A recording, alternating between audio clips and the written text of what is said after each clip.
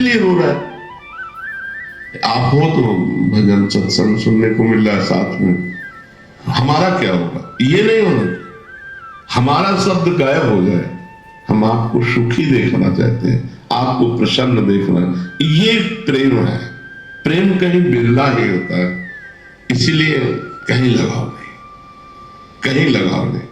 कोई बहुत प्यार से देखने की चेष्टा करता है अपने सुख के लिए, तो इस धोखे में न रहना कि हाँ कोई तुम्हें प्यार करेगा, तुम्हारा शोषण करेगा, तुम्हें भ्रष्ट करेगा, तुम्हें श्री जी से हटा देगा।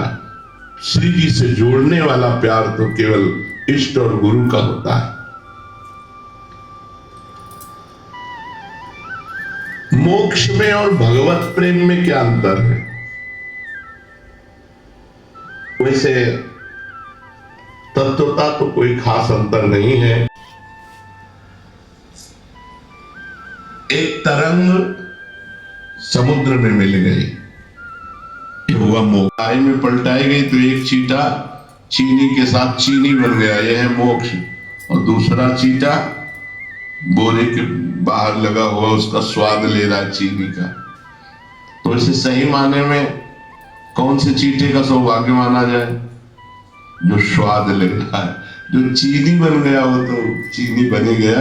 इसीलिए आप कहते हैं कि रसाद्वैत है। एक ज्ञानाद्वैत होकर ब्रह्ममय हो गया और दूसरा रसाद्वैत होकर रस का स्वाद लेता रहता है। इसलिए मोक्ष को भी प्रेमी जनों ने ठुकरा दिया है। मोक्ष का मतलब है समुद्र की तरंग, तरंग नाम हट गया और समुद्र हो। लेकिन भक्तजन अद्वैत रहते हैं। कैसे अद्वैत रहते हैं? अपनी उस दिना रही एक रहो नंदलाल, पर वो स्वाद लेते हुए वो नंदनंदन नहीं बन जाते। उनकी दृष्टि में, उनके भाव में, उनके चिंतन में केवल प्रभु है। अपना अस्तित्व ही गायब हो गया, अपना चिंतन ही गायब होगा, केवल प्रभु। मुक्ति किसे कहते हैं? अभाव हो गया, अखंड आनंद, उसे मोक्ष कहते हैं। अज्ञान किसे कहते हैं? माया के जितने कार्य हैं सब अज्ञान में है। सृष्टि, पालन, संहार, इसी में सब कुछ, ये सब अज्ञान में हो रहा है। ज्ञान में न जन्म है न मरण है, ये सब स्वाप्निक है। इस सृष्टि का सृजन भी स्वाप्निक है और सृष्टि का पालन भी स्वाप्निक है और सृष्टि का लय भी स्वाप्निक है। अगर ज्ञान दृष्टि से देखा जाए तो ये एक सिनेमा है, जगन नाटक वैभवा। जगत रूपी नाटक पर्दे पर वो परब्रह्म परमात्मा जादूगर अनंत रूप, मृत क्रियाएं, ये सब दिशा है। वैराग्य काटता रहता, विवेक काटता रहता।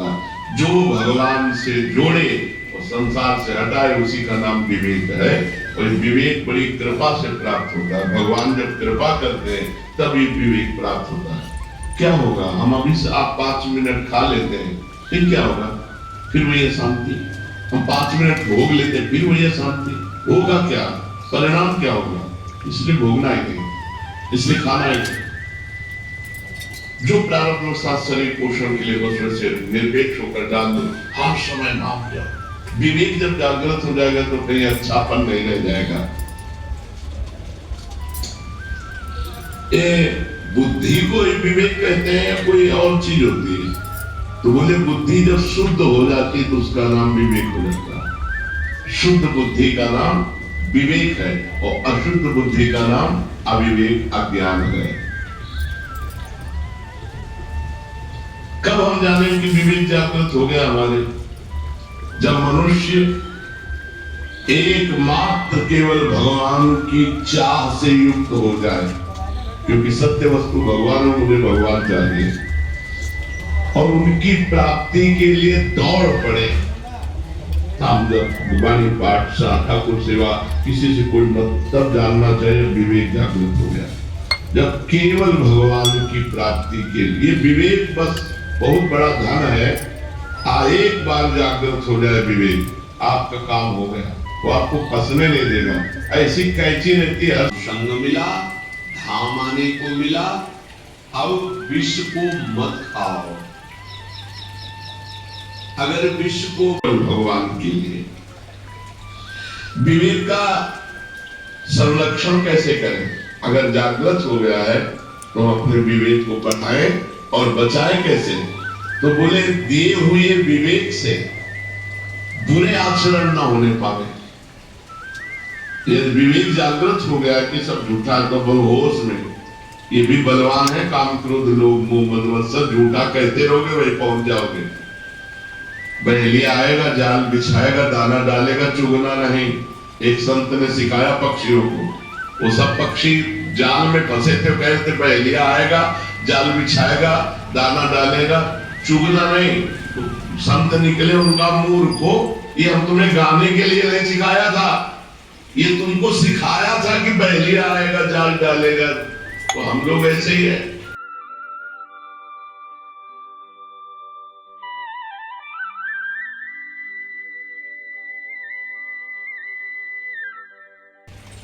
विष का काम है मारना। राधा कैसे भोगों के बिना कैसे रह सकता है? यही तो विवेक का असली कमाल है। यही विवेक का असली कमाल है कि भोगों के बीच में भी रहते हुए तुम्हें भोगी नहीं योगी बना देगा। रुचि नहीं रहेगी, ऐसे हो जाएगा। जैसे वो कोई बमन देखे, उल्टी देखे तो कैसा लगता है? शौच देखे तो कैसा लगता है? मलवत भोगों का त्याग, वमनवत भोगों का त्याग। जो रमा विलास राम अनुरागी, तजत वमन के जन्म। विषय भोगों के बीच में परम पवित्र शरीर, परम पवित्र विचार, क्योंकि विवेक है ना, छूना भी नहीं चाहता किसी भोगों की तरफ बात जाने दो। ये पवित्रता जरूरी है। जितना आप निरपेक्ष रहेंगे तो आपका मन पवित्र होगा, तन पवित्र रहेगा। रहना चाहिए, जल्दी किसी को टच नहीं करना चाहिए, उससे आपके अंदर पवित्रता से बढ़े। हे भाई, जानन नप्यमृतम विहाय गरलम भुंजे, जानबूझकर क्यों विस्तार